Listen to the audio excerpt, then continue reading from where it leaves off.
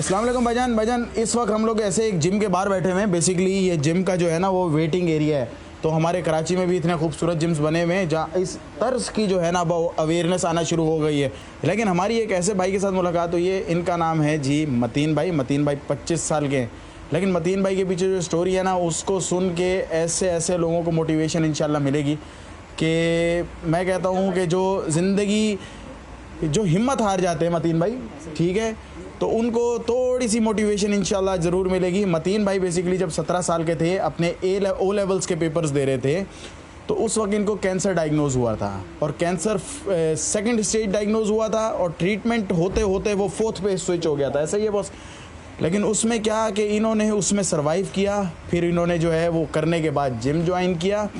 Body के shots आप इनके देख रहे हैं, बड़ी ज़बरदस्त इनकी बॉडी। अभी जिम में थे तो हमें ये जगह ज़्यादा अच्छी लगी, तो हमने बोला मतीन भाई क्यों ना आपकी स्टोरी जो है ना वो शेयर की जाए लोगों के साथ और दिखाया जाए भाई ऐसे ऐसे स्टार्स, ऐसे ऐसे हीरोज़ भी हमारे कराची में मौजूद हैं। अस्सलाम वालेकुम मतीन भाई। वालेकुम सलाम। कैसे हैं बॉस? ठीक ठाक हैं अल्हम्दुलिल्लाह। माशाल्लाह सर। बड़ी लाइवली पर्सनैलिटी, बड़े खुश मिजाज, लेकिन जिस दर्द से आप गुजरे हैं वो बहुत कम लोग समझ सकते हैं टेक्निकली अगर देखें तो बहुत सी। जब 2017 की बात है, आप 17 साल के थे, सही। और मुझे बताएं कि वो कैसे लम्हात थे और क्या फीलिंग थी। मुझे थोड़ा सा ये है कि ताकि हमें हमारे देखने वाले सर कुछ सीख जाएं तो हमारे लिए जीत हो जाएगी सर। जी ऑनेस्टली अगर मैं बताऊं तो वो आप 16-17 साल के बच्चे से इमेजिन नहीं करते कि वो अपनी लाइफ को ख़त्म होते हुए देखेगा। जी बिल्कुल ऐसे तो मैंने ये तो सोचा ही नहीं था उस वक्त कि मैं शायद नहीं रहूँगा या कुछ नहीं होऊंगा।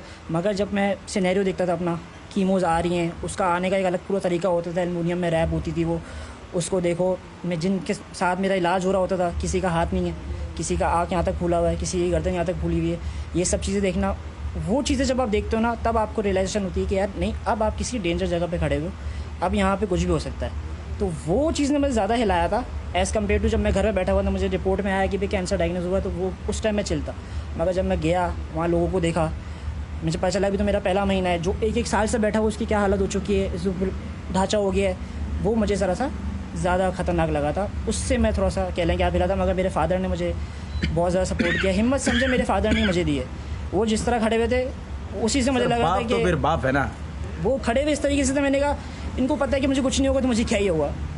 वहाँ से मुझे हिम्मत पकड़ी। अरे सर वो दीवार जब खड़ी हुई थी सामने तो बस फिर हमारे तो वालिद साहब नहीं है, हम हर जगह उनको बड़ा याद करते हैं और ऐसी मोटिवेशन होती है जी बाप हमारा। तो मुझे एक बात बताएं मतीन भाई, बिज़नेस करते हैं आप, बिल्कुल ठीक है, उन दिनों तो बिज़नेस में नहीं होंगे, जाहिर सी बात है, पापा ने बोला होगा सिर्फ तुमने पढ़ना है। सिर्फ पढ़ना है। तो बहुत एक बात बताएं, कीमो का प्रोसेस जो होता है मेरे ख्याल से वो 12 लगती हैं, किसी को 14 लगती है या किसी को 8 भी लगती है। तो बहुत ये कैसे मामलात थे उसमें? ये हेयर फॉल भी होता है और ये सब सर वेट लॉस भी होता है? बिल्कुल ऐसे ही। जब मुझे डायग्नोज हुआ था, मेरी कीमो स्टार्ट हुई थी, तो कीमो मुझे हफ्ते में 2 लगती थी। हफ्ते में 2? हफ्ते में 2। और मेरा 1.5 साल तक इलाज चला था। उसके बाद 1.5 साल इलाज ख़त्म होने के बाद 3 साल तक मुझे रेगुलर चेकअप करना था हर 2-3 महीने बाद। 3 साल के बाद नेक्स्ट 3 ईयर्स तक मुझे साल में एक दफ़ा आना था, क्योंकि 6 साल के अंदर खतरा था कि रिलैप्स करेगा, और अगर रिलैप्स कर जाता तो बचने के चांसेस बहुत ज़ीरो हो जाते। तो रिलैप्स नहीं होने देना था हमें। बाकी कीमो जो मुझे लगी है वो मतलब अगर मैं आपको बताऊं तो वो बहुत स्लो लगती है। एक इतनी सी बॉटल मुझे 6, 8, 10 घंटे में ख़त्म होती थी, क्योंकि वो एक ड्रॉप जाता था, और वो एक ड्रॉप आपका स्टेलाइज वाटर के साथ जाता था। क्योंकि अगर वो एक ड्रॉप अकेला जाएगा ना तो आपको जलन मचती थी बॉडी के अंदर, खून के अंदर जब जाता था ना कीमो, तो जलन मचती थी। वो इतना ज़्यादा कह लें कि एसिडिक था या जो भी था, तो मुझे पानी के साथ लगती थी वो। अच्छा बहुत एक बात बताएं कि फैमिली मेम्बर में आप सबसे बड़े भाई हैं जी, ठीक है, बाकी 2 छोटे भाई हैं आपके, तो बस वो एक बड़े भाई को छोटे भाई बहन भाई भी नहीं देख पाते, तो उनकी तरफ से क्या मोटिवेशन का एक लेवल था आपका? मैं ऑनेस्टली बताऊँ, मेरा पूरा घर, क्योंकि हम लोग सारे पढ़े लिखे हैं, सही है, तो उनको ये समझ आ गई थी कि अगर ये गिर रहा है तो इसको ये दिखाना नहीं है कि ये गिर जाएगा। और ये मुझे अपने भाई की तरफ से देखने को मिला, बहन की तरफ से देखने को मिला। फादर तो मैं टॉप पे रखता हूँ ना। उसके बाद अम्मी मेरी कहीं ना कहीं कर जाती थी कि यार ये क्या हो रहा है, ये क्या हो रहा है, मगर फादर तो ऐसे खड़े रहते थे कि फ़ाइट करनी है, नहीं करनी है ना, मैं तो कर रहा हूँ, तुम क्यों नहीं कर रहे। तो वो डायलॉग, वो लाइनें मेरे माइंड आज तक लगी हुई हैं, और समझे कि कैंसर तो ख़त्म हो गया, लाइफ की जर्नी में वो मेरे साथ चल नहीं पाते। माशाल्लाह क्या बात है। अच्छा बॉस एक बात बताइए, कि सारे मामलात आपने देखे। AKU में थे, आप कहाँ थे? IOBM नहीं, आपने इलाज जो है वो अपना सारे इलाज किया था इंडस हॉस्पिटल से। इंडस हॉस्पिटल कंपैरेटिवली बहुत ज़बरदस्त हॉस्पिटल सर। अच्छा ये बताएं मुझे कि ऑन्कोलॉजिस्ट भी आते होंगे जब देखते होंगे कि यार 17 साल का बच्चा है और उसमें इतना जज्बा, तो डॉक्टर्स की तरफ से कैसी मोटिवेशन रहती है? डॉक्टर्स तो बड़ा मुस्कुरा के मिलते हैं। डॉक्टर मेरे, हाँ बिल्कुल आप सही कह रहे हैं, मुस्कुरा के मिलते हैं। वो बच्चे को महसूस होने देते कुछ हो जाएगा। मगर मेरा एक स्टेज ऐसा आया था, क्योंकि जब कीमो लग रही थी तो मैं कुछ खा नहीं पा रहा था। मेरा वज़न भी उस टाइम 40 के आसपास था, आप समझे 38 से 41 की रेंज में, जो कि बहुत कम था। पूरा ये सुखड़ा हुआ था मेरा, हाथ पतले पतले।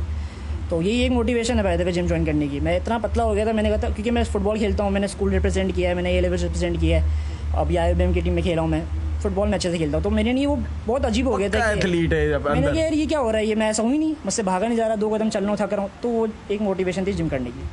सेकेंड, जो डॉक्टर ने मुझे एक बात बोली थी, मेरे डॉक्टर शैनविल थे, उन्होंने मुझे बोला था कि अम्मी अब्बू को बाहर निकाल के कि बेटा ज़िंदा रहना है, घर की दीवारें और दरवाजे छोड़ के सब खाओ। और मुझे रहना था जिंदा माशाल्लाह। तो मैंने तो समझे मेंटालिटी का है, और सिर्फ खाना खाया है और कीमो लगी है, उसका बैलेंस आउट हुआ है और मैं सर्वाइव किया माशाल्लाह। मुझे एक बात बताएं, पहली दूसरी तीसरी में तो बहुत डर लगा होगा, चौथी में डर लगा होगा, क्योंकि हालत डाउन होती जाती है, वीकनेस इतनी ज़्यादा हो जाती है बॉस। तो किसी टाइम पे ऐसा लगा था यार नहीं बॉस सब मुझसे नहीं हो रहा यार? एक नाइट ऐसी है, ये मेरे घर पे फॉरबिडन है, हमारे घर पे इस रात की बात नहीं कर सकते। अभी अगर ये मेरे अब्बू देखेंगे तो वो बोलेंगे ये तुमने क्यों बोली बात। बाप ने बोला था मना कर रखे, वो बात हम याद नहीं करेंगे, बात याद नहीं करेंगे, हम भी वो बात याद नहीं करेंगे। जहाँ बाप ने मना कर दिया वो बात हम आगे बढ़ने ही नहीं देंगे। बहुत एक बात बताएं मुझे कि मेडिकेशंस बड़ी सख्त, कीमो खाली तो नहीं है ना सर, उसकी मेडिकेशंस पे डाइट वगैरह। तो ये जो कैंसर के, अगर जो लोग डरते भी हैं, जो कैंसर के पेशेंट्स भी हैं, अगर उनमें से कोई एक बंदा भी आपको वीडियो देख रहा है तो बस उनको बताएं कि इसके साथ लड़ना किस तरीके से है। मैं ऑनेस्टली बोलूँगा सारा गेम दिमाग का है। आप दिमाग से अपने आप को बोलो कि गिर नहीं सकते, गिरोगे नहीं। ये कैंसर तो बहुत छोटी चीज़ है, लाइफ की बात कर रहा हूँ मैं। आप अपने माइंड को इस तरह ट्रेन कर दो कि ना ही आपको कोई गिरा सकता है और ना ही आप अपने आप से हार सकते हो। आपको सारी चीज़ें आसान लगेंगी। माशाल्लाह बॉस, आपने एक तो मुझे बताया है कि विल पावर थी, बिलीव था, पर लड़ना है तो बॉस लड़ना है ना, ये क्या चीज़ है, इसको भी हरा देंगे। अब मेरे लिए ये था कि मुझे तो किसी ने सीधा सीधा बोल दिया ना कि ज़िंदा या मौत, ज़िंदगी या मौत ले लो जो, तो मेरे लिए थोड़ा आसान होगा चूज़ करना। वहाँ से जो मैंने चूज़ किया ना, वो मेरी लाइफ बड़ी आसान हो गई है। अब मेरे ज़िंदगी में अप्स एंड डाउन आते हैं, हर किसी की ज़िंदगी में आते हैं। हमारे जो शहर के हालात है डाउन ज़्यादा ही रहते हैं, बट स्टिल मैं हारता नहीं हूँ, क्योंकि मेरे माइंड में एक रखा हुआ है कि भाई जब वहाँ से निकल गए तो ये क्या चीज़ है।